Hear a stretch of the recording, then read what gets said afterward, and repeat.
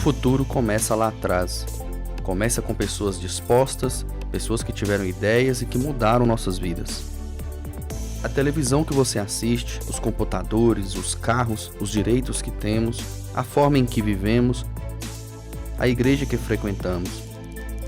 Tudo veio lá de trás. Já se perguntou como seriam nossas vidas sem essas coisas? Já se perguntou como estaremos daqui a 20 anos? É possível desenhar o futuro hoje, pois quem somos hoje define quem seremos amanhã. Desenhamos o futuro através dos hábitos que cultivamos no presente. Por isso, não estamos à espera do futuro, nós estamos criando o futuro.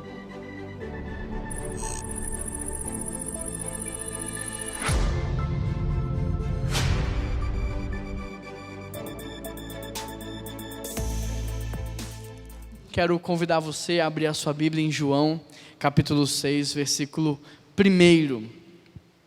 Nós estamos na série Desenhando o Futuro, e nessa série nós temos conversado sobre o papel da igreja na cidade.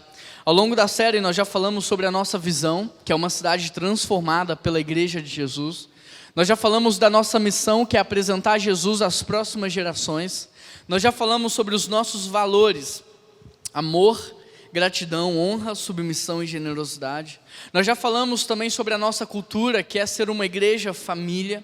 E na segunda parte da série, que começou no domingo passado, nós começamos a falar das estratégias que nós utilizaremos para alcançar a nossa missão. E a primeira estratégia para nós alcançarmos a nossa missão, que é apresentar Jesus às próximas gerações, a primeira estratégia é ser uma igreja movimento. Uma igreja que se movimenta das casas para o templo e do templo para as casas. A segunda estratégia é ser uma igreja intergeracional. E é sobre isso que nós vamos conversar no dia de hoje. Você que abriu a sua Bíblia, você pode ler comigo no capítulo 6, a partir do verso 1. O texto diz assim: algum tempo depois, Jesus partiu para outra margem do mar da Galileia. E grande multidão continuava a segui-lo, porque vira os sinais miraculosos que ele havia realizado. Então Jesus subiu ao monte e se assentou com os seus discípulos. Levantando os olhos e vendo uma grande multidão, Jesus disse a Filipe: onde compraremos pão para esse povo comer? Fez essa pergunta apenas para colocá-lo à prova, porque ele já tinha em mente o que fazer. Filipe lhe respondeu: 200 denários não comprariam pão para que todos recebessem um pedaço. Outro discípulo, André, Simão, irmão de Simão Pedro, tomou a palavra. Aqui está um rapaz com 5 pães de cevada e 2 peixinhos. Mas o que é isso para tanta gente? Disse Jesus: mandem o povo se assentar. Havia uma grande grama naquele lugar e todos se assentaram. Eram cerca de 5.000 homens. Então Jesus tomou os pães e deu graças, e repartiu entre os que estavam assentados, tanto quanto queriam, e fez o mesmo com os peixes. Depois que todos receberam o suficiente para comer, disse aos seus discípulos: ajuntem os pedaços que sobraram, que nada seja desperdiçado. Então eles ajuntaram e encheram 12 cestos cheios de pedaços, com os 5 pães de cevada deixados por aqueles que tinham comido. Amém? A primeira coisa que nós podemos observar nesse texto é que todos estavam muito cansados. Se você ler esse texto com calma, se você ler esse texto com muita atenção, você vai perceber que todos estavam muito cansados.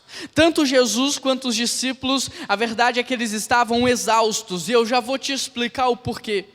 Eles ministraram a palavra naquele dia de maneira muito intensa. Eles cuidaram de várias pessoas ao longo daquele dia. O texto vai dizer que eles quase não tiveram tempo para comer. Nós sabemos também que nesse dia, por exemplo, os discípulos que Jesus havia enviado de 2 em 2 começam a voltar para dar o relatório para ele. Nós sabemos também que nesse dia, os discípulos de João Batista vão até Jesus para contar para ele sobre a morte trágica de João. Então esse foi um dia muito difícil, esse foi um dia cansativo. Com isso o texto diz que Jesus atravessa para o outro lado. E ele vai para o outro lado porque, na verdade, ele quer descansar. Ele quer ter um tempo de renovo. Ele e os seus discípulos, eles querem se alimentar, eles querem se renovar, refletir sobre tudo o que havia acontecido, digerir a morte de João Batista. Mas o interessante é que quando eles chegam do outro lado, a multidão está lá. Quando eles chegam do outro lado, a multidão está aguardando, esperando Jesus. Por isso, a segunda coisa que nós podemos observar nesse texto é que a compaixão de Jesus venceu o seu cansaço. Eu não sei se você percebeu, mas Jesus, ele tinha todas as prerrogativas possíveis para não atender a multidão. Jesus tinha todas as justificativas para deixar a multidão de lado, para se isolar, para descansar, para se alimentar, mas não é isso que o texto diz que aconteceu. Mateus 14, narrando esse mesmo fato, vai dizer que quando Jesus saiu do barco, ele vê a grande multidão, e o texto diz que o coração dele se encheu de compaixão, e ele começou a curar todos os que estavam doentes.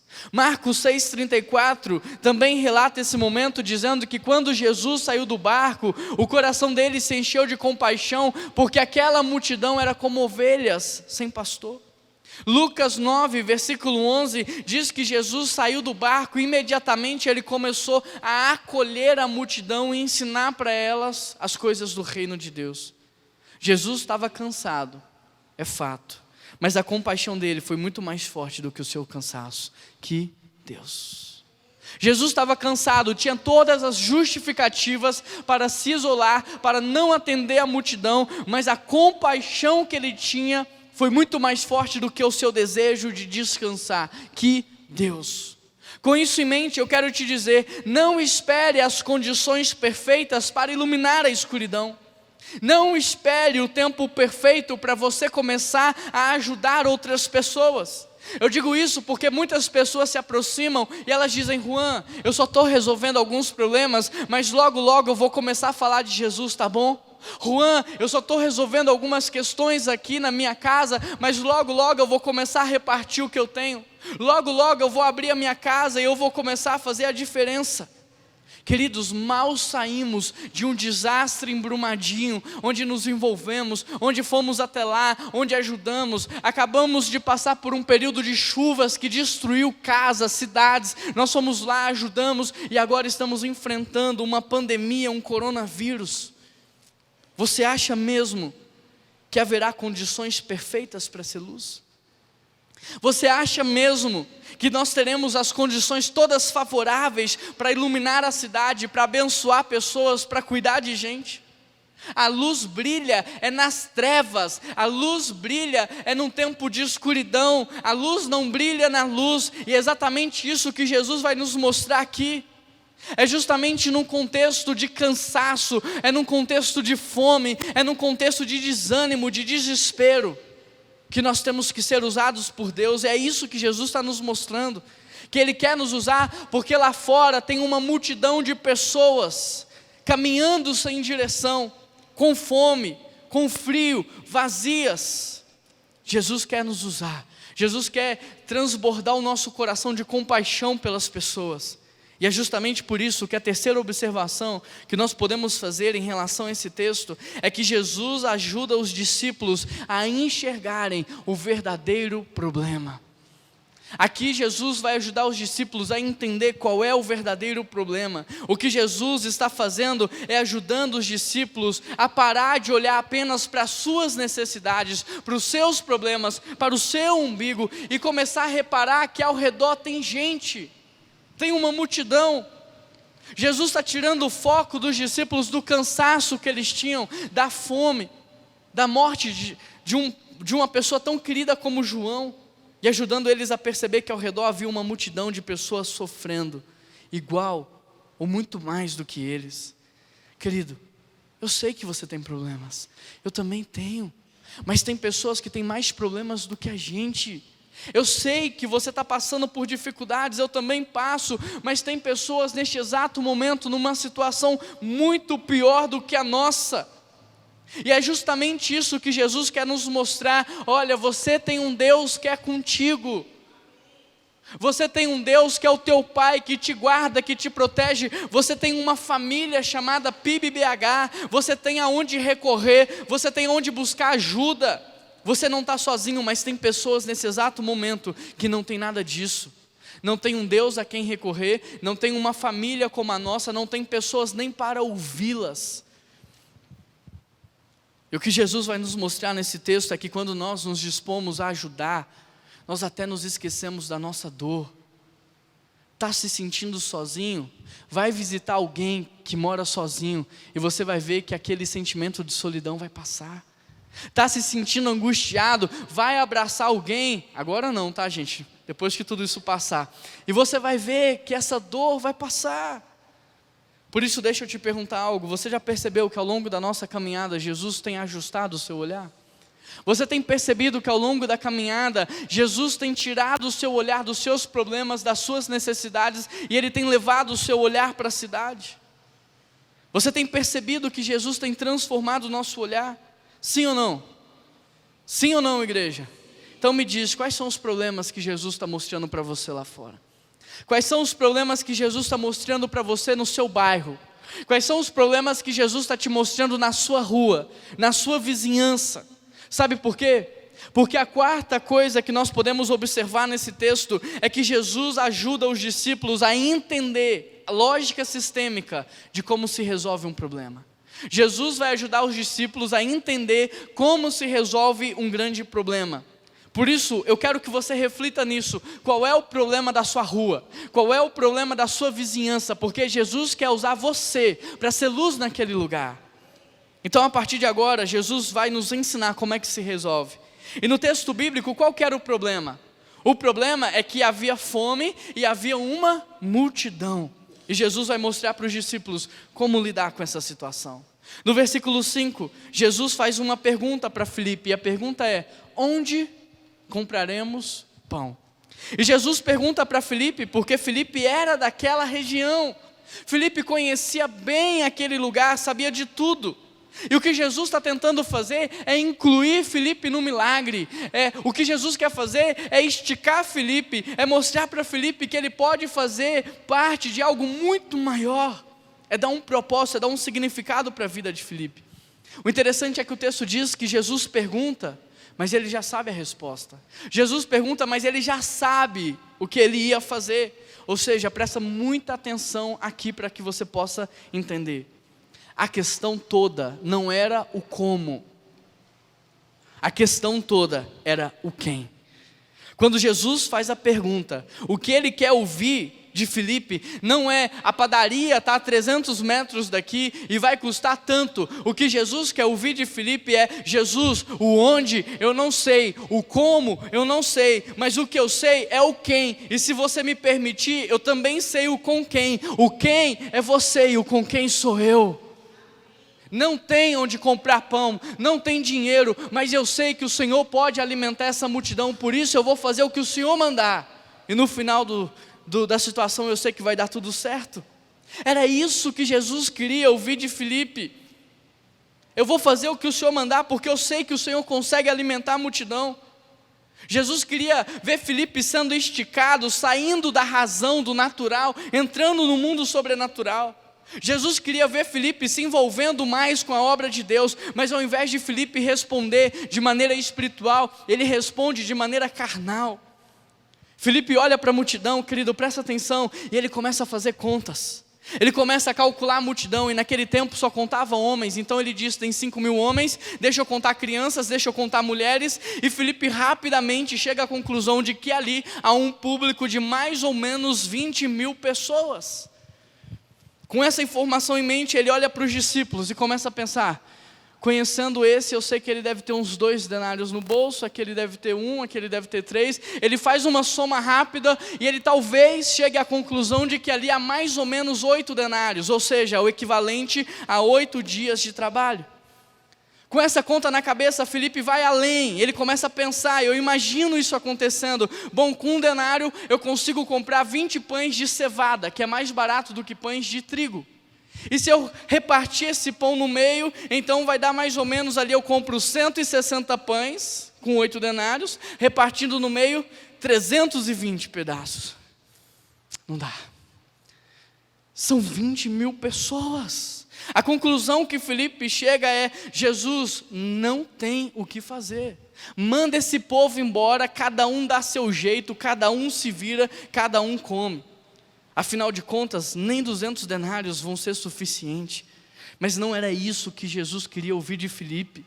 Essa era uma resposta carnal, humana. Jesus queria que Filipe exercesse a sua fé, a sua confiança, que Filipe participasse desse milagre. Agora, queridos, quantas vezes não é exatamente isso que nós fazemos diante de uma impossibilidade, diante de uma cena de dificuldade? Quantas vezes não é assim que nós respondemos para Jesus? Ele diz: vai lá e libera perdão. E você fala: não dá. Realmente, humanamente falando, não dá. Mas o perdão é algo divino. Deus vai lá e fala assim: reparte o teu pão. E você está pensando: não dá, eu não vou repartir, porque vai faltar. Realmente, não faz parte da lógica humana repartir, é sobrenatural. Deus não quer respostas carnais, porque nós somos seres espirituais. Nós viemos do céu e nós estamos voltando para o céu. Somos seres espirituais. Essa semana, por exemplo, eu estava numa reunião com algumas pessoas do governo, e nós estávamos conversando sobre a Praça Raul Soares. Até que num determinado momento, as pessoas, já cansadas da minha insistência, elas chegaram para mim e falaram assim: Juan, desiste, sempre foi assim, desiste, se contenta com como é hoje, não tem o que fazer. Queridos, essa é uma resposta carnal para um problema humano. De fato, humanamente falando, talvez não haja o que fazer, mas o que eu quero saber é o que Deus vai fazer. Eu não posso, mas Ele pode. Eu não faço, mas Ele faz. E é isso que Jesus quer ouvir de nós. O índice de criminalidade está aumentando. Não há o que fazer humanamente, não há. Mas Jesus, o que o Senhor vai fazer? Me fala, me envolve, eu quero fazer parte, mas não me deixa de fora do que o Senhor está fazendo no mundo. Então a questão aqui desse milagre não era quanto dinheiro eles precisavam, e nem aonde comprar comida.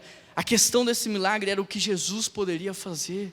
Filipe deveria ter pensado: uau, nem 200 denários seriam suficientes, eu só quero ver como é que Jesus vai sair dessa. Eu me lembro de uma missionária chamada Nauzira, e na África ela estava me contando que a primeira vez que ela tinha ido para lá, ela estava com 700 quilos de bíblias, de roupas, de doações para levar para a África. E ela estava no aeroporto pensando: como é que eu vou fazer? Você já pagou o excesso de bagagem? Então você sabe o que eu estou falando. Deus, como é que eu vou fazer? O Senhor sabe que o povo precisa, o povo do Brasil foi generoso, eu estou levando, e agora? Aí chegou um cara engravatado, negro, chegou lá, falou assim: estou vendo que você está indo para Angola, será que você poderia levar uma encomenda para mim? Ela pensou: ele está de brincadeira, né? Eu estou aqui com 700 quilos pensando como que eu vou pagar, ele quer que eu leve mais. Mas ela pensou: o que é mais 1 quilo, né? Beleza, pode deixar, eu vou levar. E ela pegou a caixinha do homem, colocou lá. Aí ele falou assim: ó, só que é o seguinte, eu vou deixar aqui a instrução, amanhã uma pessoa do governo lá vai vir pegar com você assim que você desembarcar do avião. A propósito, isso aqui é tudo seu? É. Tá, só um minutinho. Aí o homem saiu. E aí, enquanto o homem saiu, a Ana Luzira falou assim: Deus, agora é contigo, eu só quero ver o que o Senhor vai fazer. E aí o homem voltou com vários outros homens, eles começaram a carregar as coisas dela, colocaram num outro avião e levaram para a África. Aquele homem era do cônsul da Angola. Uau! Querido, é isso que Deus quer ouvir de nós. Deus, eu só quero ver como o Senhor vai sair dessa. Isso é confiança, isso é fé. Deus, humanamente falando, não há mais o que fazer. Por isso eu vou entregar, Salmo 37, versículo 5, eu vou entregar, eu vou confiar e o Senhor vai agir. Filipe deveria ter pensado: nossa, essa é uma boa oportunidade para Jesus mostrar para esse povo o seu poder. Querido, diante do impossível, entrega para Deus. Confia, Ele age, a palavra não mente. A quinta coisa que nós podemos observar nesse texto é que Jesus não se preocupa com o que e nem com como, mas sim com quem. Eu vou repetir: Jesus não se preocupa com o que e nem com como, o que Ele se preocupa é com quem. O texto diz: levantando os olhos, viu a multidão, perguntou para Filipe: onde vamos comprar pão? E fez essa pergunta para colocá-lo à prova, porque ele já sabia o que ia fazer. Filipe respondeu: 200 denários não comprariam pão suficiente. Outro discípulo, André, tomou a palavra e disse: aqui está um rapaz, 5 pães, 2 peixes, mas o que é isso para tanta gente? Se você fizer uma leitura atenta, se você ler esse texto de maneira atenta, você vai perceber que a resposta certa para a pergunta de Jesus não envolvia um como, envolvia um quem. O que Jesus queria ver era um quem, movido por compaixão, se responsabilizando pela multidão. O que Jesus queria ver era alguém sentindo compaixão por aquelas pessoas, assumindo responsabilidade sobre elas. Mas infelizmente Filipe tentou se esquivar. Filipe tentou terceirizar, Filipe tentou encontrar uma justificativa plausível para fugir da sua responsabilidade. Em outras palavras, o que Filipe está dizendo é: Jesus, o senhor está vendo, a gente até queria, mas 8 denários, a gente até queria, mas não dá, Jesus, o senhor está vendo, nós queremos, mas não dá. E o problema é que muitas vezes nós fazemos isso.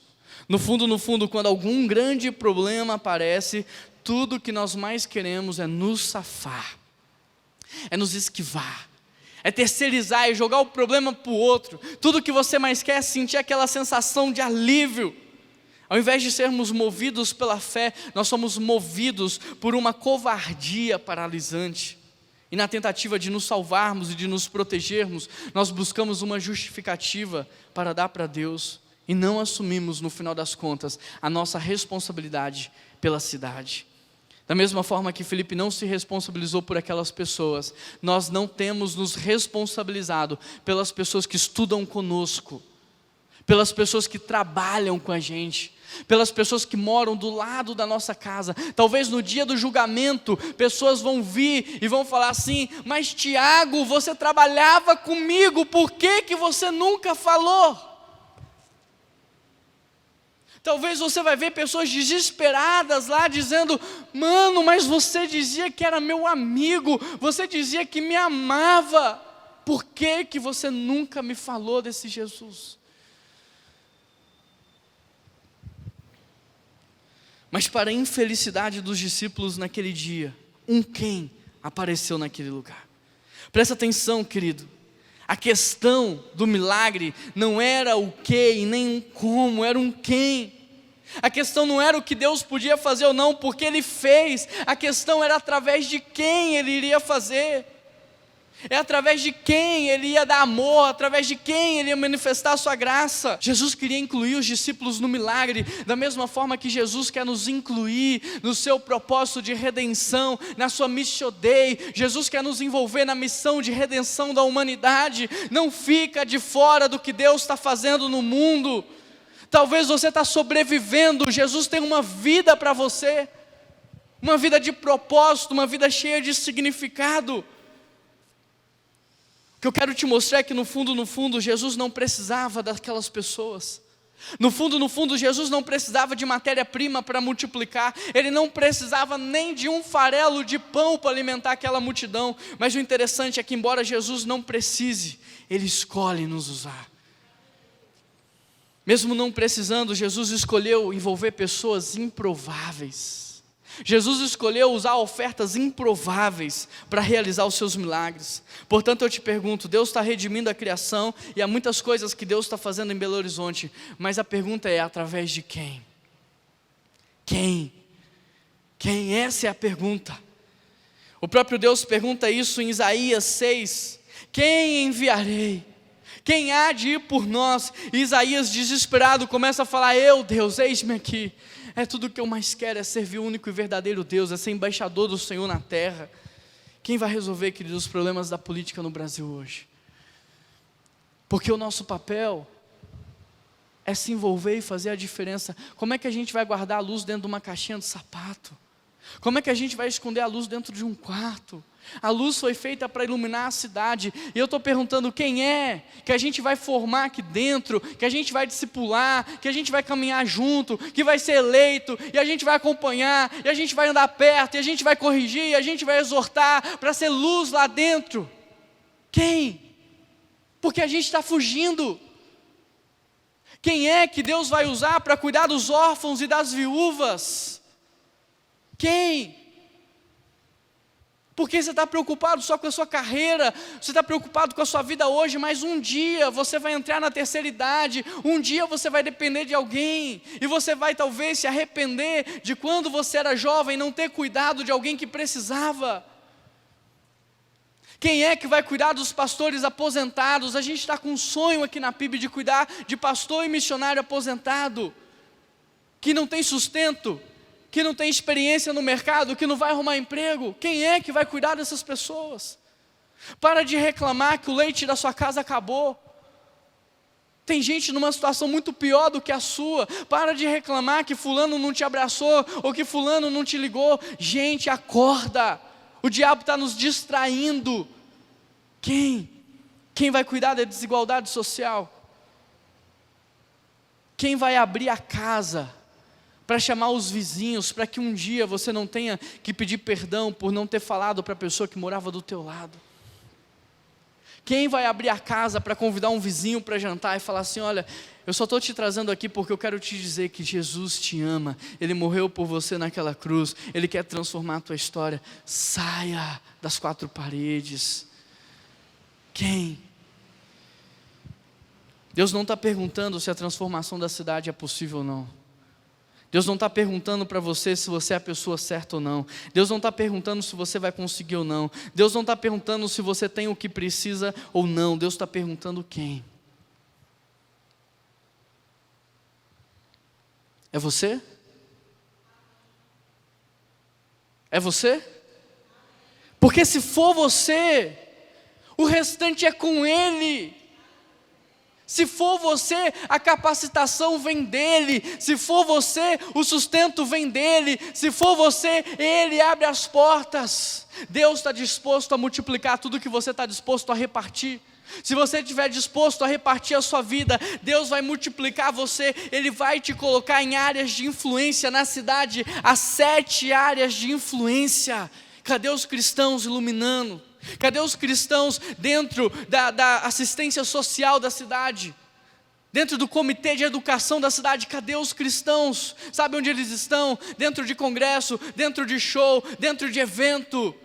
O diabo está nos distraindo e Jesus está perguntando: quem? Quem enviarei? Quem há de ir por nós? Em Marcos nós podemos ver que os discípulos tentam terceirizar, dizendo: manda o povo embora. Mas Jesus diz: não, são vocês. Querido, não é o Bolsonaro, são vocês. Não é o Zema, são vocês. São vocês. Deus não confiou a solução do mundo na mão dos ímpios. Deus confiou a solução do mundo na mão dos filhos de Deus. Nós somos a luz do mundo e o sol da terra. Quantas vezes eu e você não estamos terceirizando o problema, culpando outras pessoas? Ah, porque a organização tal não faz, fulano não faz, ciclano não faz. Você também não faz. Você também não faz. São vocês, os filhos de Deus, que vão transformar a cidade. Querido, presta muita atenção nisso. A questão não é o como, porque Deus é dono do ouro e da prata. Ele tem todo o poder e Ele pode fazer todas as coisas. A questão é quem. Quem Ele vai usar para ser canal de poder. Quem Ele vai usar para ser canal de transformação. Quem Ele vai usar para distribuir a riqueza que há no reino dEle, porque Ele é dono do ouro e da prata. Ele não suporta a desigualdade, Ele quer distribuir riqueza. Quem Ele vai usar para abençoar a cidade. Quem Ele vai usar para levar paz, para levar alegria, para levar luz. Quem? Isso é tão verdade que quando no texto aparece um quem, Jesus sai desse nível de conversa e Ele entra no novo nível de conversa. E é isso que a gente vai ver aqui. A sexta coisa que nós podemos observar nesse texto é que o quem apresentou o como. Olha que legal isso. O quem apresentou o como. O discípulo André chegou e falou aqui: olha, tem um rapaz, ele tem 5 pães e 2 peixes. Ele está mostrando um como. Queridos, de novo, Deus não precisa do quem e Deus não precisa do como, mas Ele escolheu usar o quem para sugerir um como. Olha que Deus maravilhoso, gracioso, que nos envolve naquilo que Ele está fazendo. Repare que não foi Jesus que chegou para a multidão e perguntou: alguém tem 5 pães de cevada e 2 peixinhos? Não foi Jesus, foi André que foi no meio da multidão, encontrou um menino e trouxe e falou: aqui Jesus, aqui, usa isso, estamos sugerindo isso. Deus não precisa do quem nem do como, mas Ele escolhe usar o quem para sugerir um como. Jesus pergunta para Filipe onde conseguir comida, mas na verdade Jesus queria que Filipe fosse um quem, para falar para ele um como. E talvez se Filipe tivesse assumido a responsabilidade e apresentado um como, mesmo que fosse pedras, Jesus teria transformado em pão e alimentado a multidão. Mas porque ele se esquivou, porque ele não assumiu a sua responsabilidade, André foi lá, assumiu a responsabilidade, procurou alguém, e ele apresentou um como. Sabe quem era o como? Uma criança, um adolescente. Sabe por que a gente sabe que é um adolescente? Porque ele tinha 5 pães para comer. Se fosse um adulto talvez tinha 1, 2, mas tinha 5. Quem é que come 5? É um adolescente. Mas o texto também diz que era um menino. Só que o engraçado é que a criança também vai lá e ela também assume a responsabilidade. E ela também entrega um como, ela entrega os seus 5 pães e os seus 2 peixes. O interessante é que o autor é enfático em dizer que André apresentou uma criança e que a criança apresentou 5 pães e 2 peixes. Ou seja, o como era apenas uma criança, gente. Uma pessoa improvável. O como era apenas um pão de cevada, um pão muito mais barato e mais simples do que o pão de trigo. O peixe, o texto diz que era um peixinho. Querido, perceba que para Deus não importa se você é alguém da alta ou se você é alguém da baixa. Deus não olha dessa forma. Quando Ele vai escolher Davi, Ele olha pelo coração, Ele olha o que ninguém vê. Para Deus não importa se você é grande na sociedade ou se você é pequeno. Não importa se você é estudado ou se você é iletrado. Não importa se você tem 99 anos de idade ou se você tem 9. Sansão no seu último minuto de vida fez mais do que fez a vida inteira. Querido, perceba, para Deus não importa se você está entregando aqui R$100 ou R$100.000. Não importa se você está oferecendo um conhecimento técnico de medicina ou se você está se colocando à disposição para lavar um banheiro. Para Deus não importa se você está dando um abraço ou um carro. Para Deus não importa nada disso. Importa é que você assuma a sua responsabilidade na cidade, que você tenha compaixão pela multidão e que você entregue o que Ele já te deu. Ele não está pedindo algo que Ele não te deu. Ele está pedindo, entrega o que eu te dei. E muitas vezes deixamos de repartir porque pensamos que é pouco. Deixamos de ofertar porque pensamos que é pouco. Deixamos de servir porque pensamos que o nosso serviço é pouco. Mas na verdade, se a gente observar esse menino, ele não focou no tamanho do desafio. Ele não focou no tamanho da multidão. Se ele tivesse focado na multidão, talvez ele não teria entregado os 5 pães e 2 peixinhos. Ele focou nas mãos de quem ele estava entregando. E é isso que fez toda a diferença. Ele não entregou muito, ele só entregou o que ele tinha. O seu melhor, o que Deus já havia dado para ele. Querido, Deus está disposto a multiplicar o que você está disposto a repartir. Deus está disposto a multiplicar o que você nessa manhã se propuser a repartir. E se você observar, do pouco não faltou. Do pouco, na verdade, sobrou. Dos 5 pães e 2 peixinhos, uma multidão inteira foi alimentada e ainda sobraram 12 cestos cheios de pão. Porque a grande questão não é o que nós estamos entregando, mas nas mãos de quem nós estamos entregando. Essa é a grande verdade, em que mãos está. Uma bola de futebol nas minhas mãos custa R$30. Nas mãos do Neymar vale 30 milhões, tudo depende de que mãos está. Uma funda nas minhas mãos é brinquedo de criança, nas mãos de Davi derruba o gigante, tudo depende de que mãos está. Uma vara nas minhas mãos eu espanto alguns animais, nas mãos de Moisés abre o mar vermelho, porque tudo depende de que mãos está. Cuspe e barro nas minhas mãos produzem lama, nas mãos de Jesus cura os cegos, porque tudo depende de que mãos está. 5 pães e 2 peixinhos nas minhas mãos, eu faço 5 McFishes, mas as mãos de Jesus alimentam uma multidão, porque tudo depende de que mãos está. E eu te pergunto, o que é que você tem nas mãos hoje? Você tem nas mãos influência política? Você tem nas mãos influência sobre a economia, sobre o mercado de trabalho? O que você tem nas mãos hoje? Você tem nas mãos um talento, algo que Deus te ensinou a fazer como ninguém. Você tem nas mãos um dom. Você tem nas mãos dinheiro, porque às vezes Deus te deu dinheiro sem medida. Você tem nas mãos propriedade. Você tem nas mãos o quê? um tempo para repartir com alguém, para ouvir alguém? Você tem nas mãos o quê? A oportunidade de ir num lugar e fazer um serviço voluntário. O que você tem nas mãos? Porque talvez você esteja pensando, o que é isso que eu tenho diante da dificuldade da cidade? Não vou entregar, não vai fazer diferença. Coloca nas mãos de Jesus e você vai ver o que Ele vai fazer. Porque não tem a ver com você, tem a ver com Ele. Tem a ver com o que Ele está fazendo. E é interessante porque quando você dá o que Ele te deu, você não fica com menos por isso. Você fica com mais. Eu lembro de um dia que eu estava no carro com as crianças e o Noah falou assim, pai, eu quero comprar isso aí. Aí eu falei, papai não vai comprar hoje não, filho. Pai, mas eu tenho dinheiro, eu posso comprar? Eu pensei, tá bom, você quer comprar? Pode comprar então. Só que eu sabia que ele tinha dinheiro, porque eu tinha dado, mas eu sabia que o que ele tinha também não era suficiente. Ele deu o dinheiro que ele tinha para comprar, e eu acrescentei o meu e comprou o que ele queria. Na cabeça dele, até hoje, ele acha que pagou por tudo. Mas o que ele deu não pagou nem 10% do valor do brinquedo. Aí, é a mesma coisa com a gente. A gente acha que a gente está dando e transformando o mundo. Mas na verdade o que a gente dá não é nem 10% do que Deus está fazendo. Porque Ele coloca muito mais. Ele colocou o filho dele morreu numa cruz. Ele deu o Espírito Santo. Ele dá sustento todo dia, Ele dá saúde, Ele dá vida, Ele dá força, inteligência, capacidade.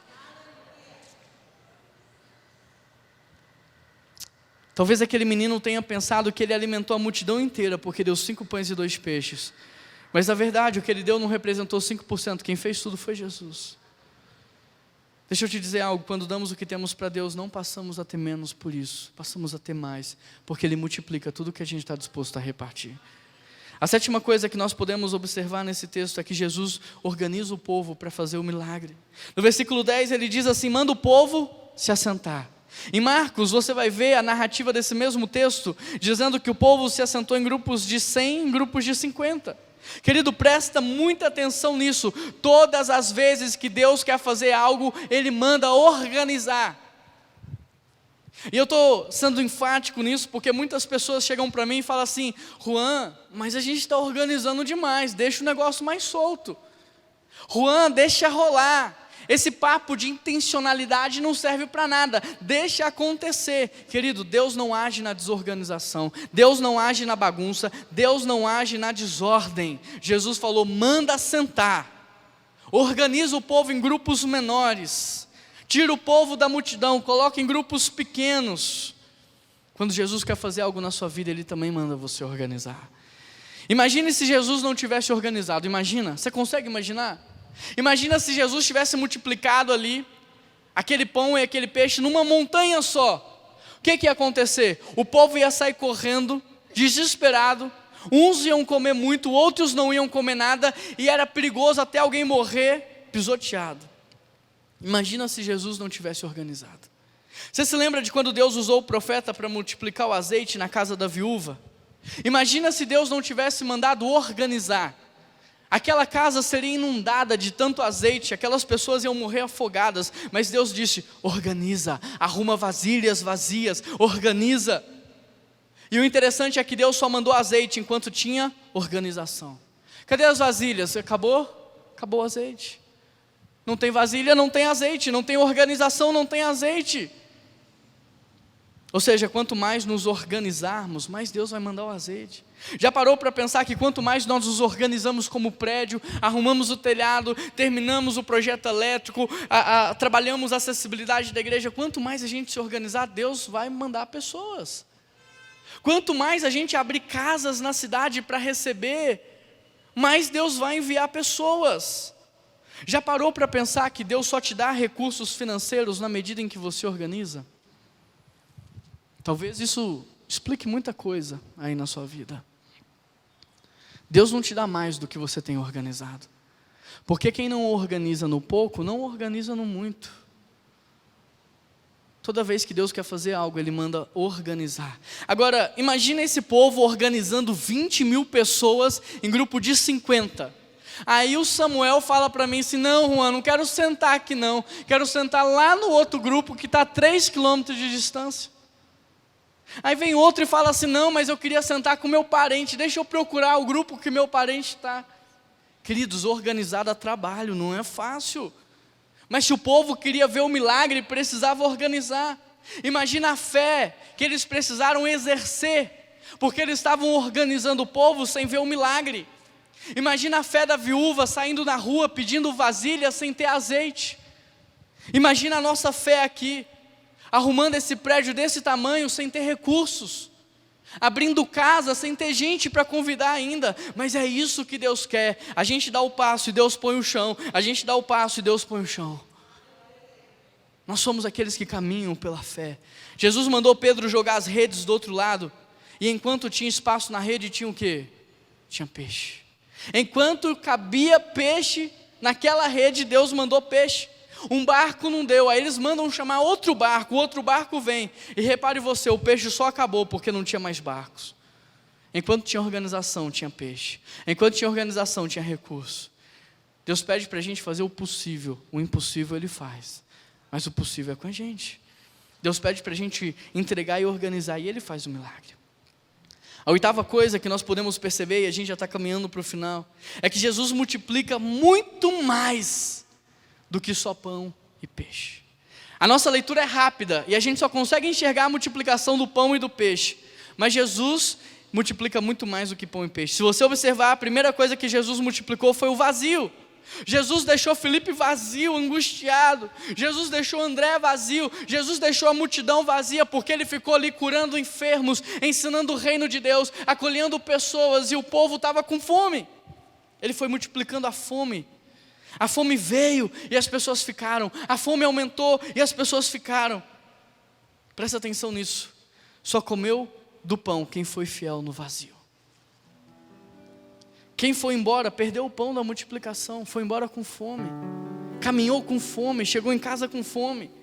Mas quem foi fiel no vazio voltou para casa cheio, satisfeito.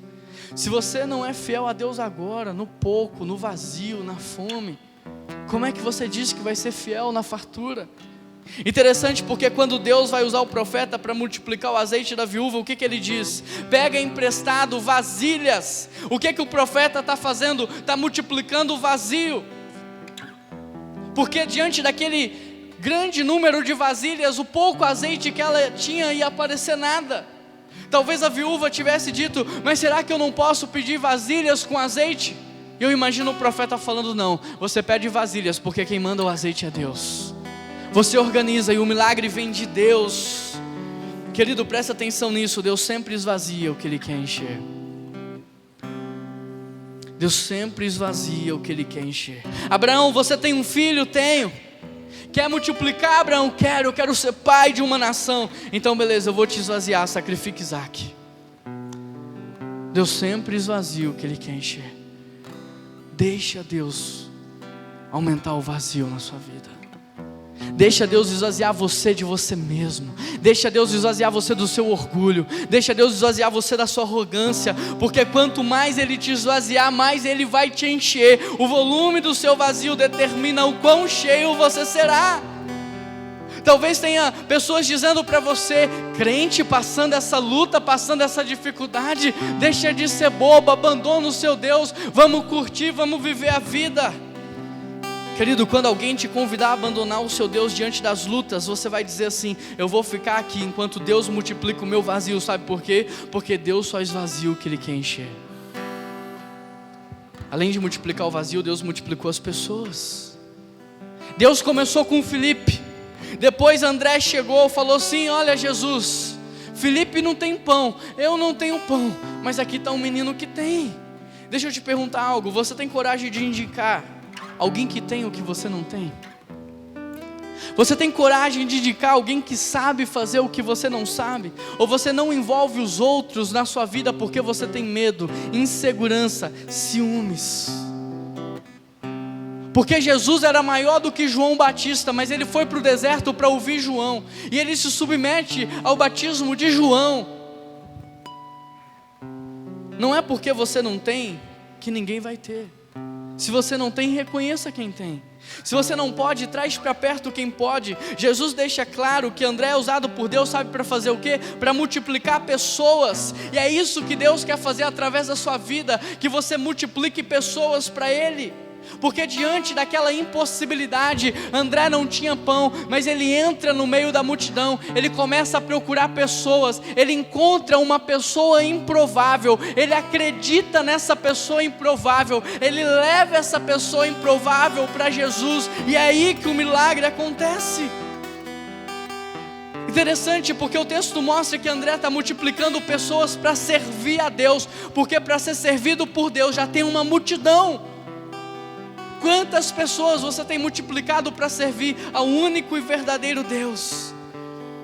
Então é isso que André faz, ele começa a multiplicar pessoas.